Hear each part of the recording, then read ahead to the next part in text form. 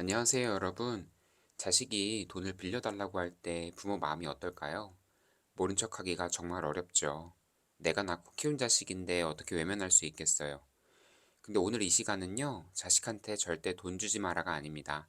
그게 아니라 우리 부모님들이 이 결정을 내리기 전에 꼭 한 번 더 생각해야 될 것들에 대해서 이야기해 보려고 해요. 네, 다들 이런 생각 한 번은 해보셨죠? 자식이 돈 빌려달라고 하면 부모 마음이 흔들리는 게 당연한 거예요. 이건 이상한 게 아닙니다. 자식을 사랑하기 때문에 그런 거잖아요. 이번 한 번만 도와주면 되겠지. 근데 이번 한 번이 두 번, 세 번이 되는 경우가 정말 많아요. 내 자식인데 어떻게 모른 척 하나? 맞아요. 모른 척 하기 정말 어렵죠. 내가 조금 불편하면 자식은 살 수 있지 않을까? 이 마음이 오늘 제가 제일 주목하고 싶은 부분이에요. 부모님이 조금 불편한 게 아니라 노후 전체가 흔들릴 수 있거든요. 왜 그런지 하나씩 같이 살펴볼게요. 젊을 때는요, 돈을 잃어도 다시 벌 수 있어요. 3, 40대에 사업이 실패해도 또 일어날 수 있잖아요. 시간이 있으니까요. 근데 60대, 70대는 달라요. 이 나이에 큰 돈이 한번 나가면 다시 그 돈을 만들 수 있는 방법이 거의 없어요. 직장도 없고 사업하기도 힘들고 몸도 예전 같지 않죠.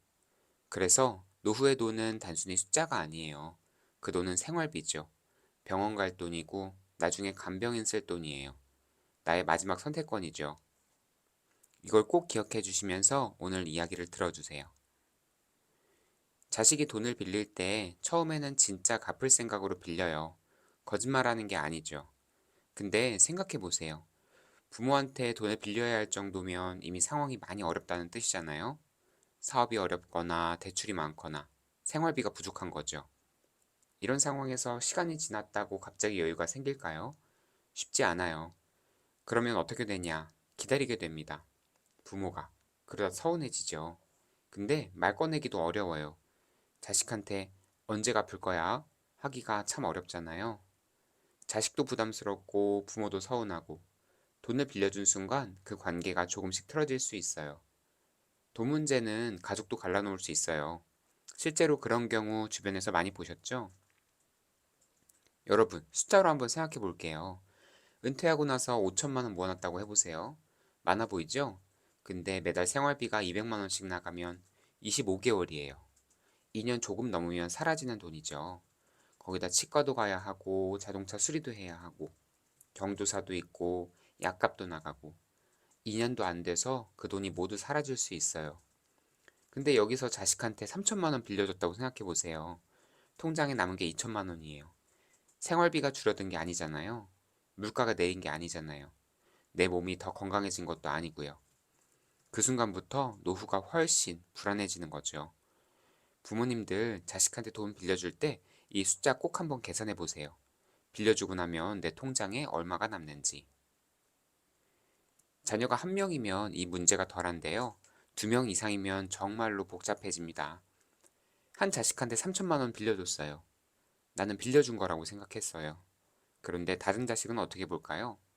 결국 준 거 아니야? 나는 왜 못 받았지? 나중에 상속할 때 이건 어떻게 되는 거야? 이런 생각이 자연스럽게 드는 거예요. 그리고 이게 나중에 형제 싸움으로 번져요. 특히 부모님이 돌아가신 뒤에는 더 심해지죠. 기록이 없으면 서로 말이 달라지거든요. 빌려준 거다, 증여받은 거다, 이렇게 갈리는 거예요.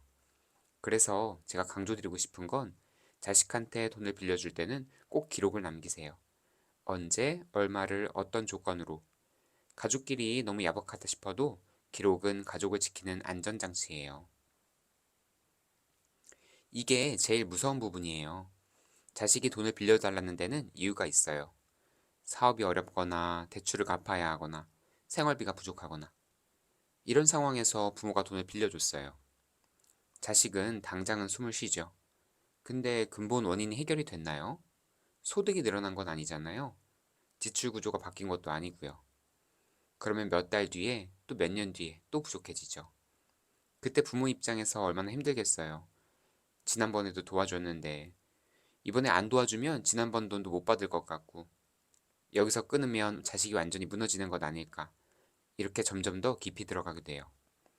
중요한 건 그 돈으로 급한 불을 끄는 게 아니라 자식이 다시 자립할 수 있는 구조를 만들어야 한다는 거예요. 다섯 번째, 그리고 가장 중요한 원칙입니다. 부모님의 마지막 안전판은 절대로 건드리면 안 돼요. 생활비, 병원비, 간병비, 주거비, 이것들은 반드시 지켜야 합니다. 자식이 아무리 힘들어도 부모가 자신의 생존비를 빼서 도와주는 건 절대로 안 돼요. 왜냐고요? 부모가 무너지면 결국 다시 자식한테 짐이 가거든요. 생각해보세요. 처음에 자식을 도우려고 돈을 빌려줬어요. 그런데 몇 년 뒤에 부모가 생활비가 부족해졌어요. 병원비가 없고 간병비도 없어요. 그러면 자식이 다시 부모를 책임져야 하는 상황이 오잖아요. 이건 부모도 원하지 않고 자식도 원하지 않는 결과일 거예요. 진짜 자식을 위하는 길은 부모가 자기 노후를 스스로 지키는 거예요. 그게 자식한테 가장 큰 선물이 될 겁니다. 자식한테 돈을 빌려주기 전에 이 다섯 가지 질문을 꼭 해보세요. 첫 번째, 이 돈을 못 받아도 내 노후가 괜찮은가? 이 질문에 아니다 라는 답이 나오면 빌려주면 안 됩니다. 두 번째, 이 돈이 생활비나 병원비로 써야 할 돈은 아닌가? 노후 필수 자금이면 절대 빌려주면 안 됩니다. 세 번째, 자식이 갚을 구체적인 방법이 있는가? 나중에 갚을게. 이건 계획이 아니죠. 언제부터 얼마씩 어떤 돈으로 갚을지가 있어야 돼요. 네 번째, 배우자와 충분히 상의했는가? 한쪽이 몰래 빌려주면 부부 사이도 흔들릴 수 있어요. 다섯 번째, 다른 자녀와의 형평성 문제는 없는가? 나중에 가족 갈등으로 번질 수 있어요. 이 다섯 가지 질문에 다 편하게 답할 수 있어야 자녀에게 돈을 빌려줄 수 있는 거예요. 그럼 어떻게 해야 하냐고요? 현실적인 원칙 세 가지를 말씀드릴게요. 첫 번째, 없어져도 되는 돈만 도와주세요. 빌려준다고 말은 해도 마음속으로는 못 받을 수 있다고 생각하고 도와줘야 해요. 그 생각이 없으면 나중에 더 힘들어지죠. 두 번째, 작게 나누어서 도와주세요. 큰 돈을 한 번에 주기보다 매달 부모님 생활을 해치지 않는 범위에서 조금씩 지원하는 게 더 안전해요. 세 번째, 돈보다 구조를 점검해 주세요. 자식이 왜 돈이 부족한지, 어디에서 돈이 새고 있는지, 대출은 어떻게 되는지, 앞으로 소득은 어떻게 될지, 이걸 자녀와 같이 보는 게 진짜 도움이 많이 돼요. 돈으로 급한 불만 끄는 게 아니라 자식이 다시 살 수 있는 구조를 만들어 주어야 합니다.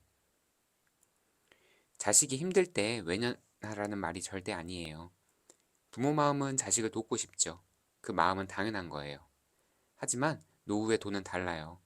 60대 이후의 3천만 원은 단순히 3천만 원이 아니에요. 생활비이고 병원비이고 간병비이고 마지막 선택권이죠. 자식을 도와주려다 부모의 노후가 무너지면 결국 가족 전체가 더 힘들어져요. 그래서 기억해 주세요. 내 노후를 지키는 것이 이기적인 게 아니에요. 오히려 부모가 무너지지 않아야 자식한테도 진짜 짐을 주지 않을 수 있어요. 자식에게 돈을 빌려주기 전에 가장 먼저 확인해야 할 건 자식의 사정이 아니라 부모 자신의 노후 안전판입니다. 오늘 말씀 들어주셔서 감사합니다. 궁금하신 점 있으시면 댓글로 편하게 말씀해 주세요. 감사합니다.